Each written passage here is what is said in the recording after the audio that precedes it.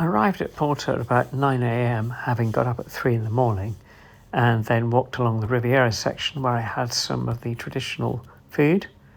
Then again, I didn't do any videos, but it was very, very busy with people, very vibrant, beautiful views. And then back to the hotel when my room was free at 2, which had the most amazing sky bar, as you can see. I crashed out at about 3 o'clock and virtually slept all the way through till the next morning, so I didn't do anything that evening. However, the next morning I got up and had a good breakfast, then went to the historical centre. And this is the interior of the station, which is full of blue tiles created in about 1930, showing the history of Portugal.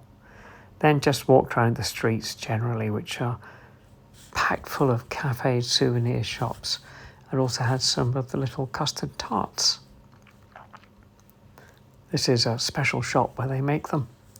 Then walked along this amazing bridge, which is about 200 feet in the air and rather dangerously shared with trams. And you can get an idea of just how high up it is, with fantastic views of the river.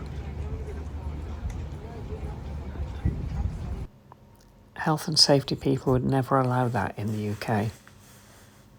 Again, just look how far down it is. Then when I walked over to the other side, you can then get a fantastic view of the Riviera section, and you can get a gondola down to the area where there are lots of port cellars and cafes and bars and things like that.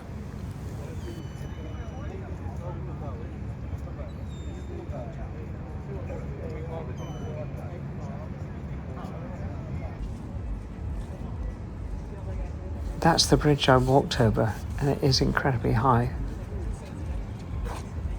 Then I took the gondola down to street level. Those ships are all port ships that carried the port in. Lots of crazy stalls and shops and things. This, I wondered what on earth it was when I went in, and it was incredibly decorated inside with someone playing the organ, really dramatic, and you'll never guess what it was actually selling. Nothing more special than fish cakes. Yes, for €5 you could buy a fish cake stuffed with cheese with an optional glass of port. You have to hand it to them. There they are, fish cakes.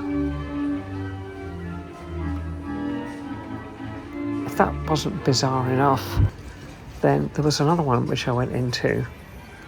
As you can see, lots and lots of stalls and people wandering around. Didn't know what it was when I went inside, and then it looked like this. Just absolutely incredibly beautifully fitted out with all sorts of colours and like something from Disney with an audio-visual presentation. Then you walked up the stairs and you could see all the different varieties arranged, and you thought, well, what are these things that they're selling? Couldn't quite work out what they were until you got a bit closer. There you are, all sorts of incredible history about them. And then you get closer and see what they are. And they are tins of sardines in every kind of variety you could possibly imagine, because Portugal is very proud of its sardines.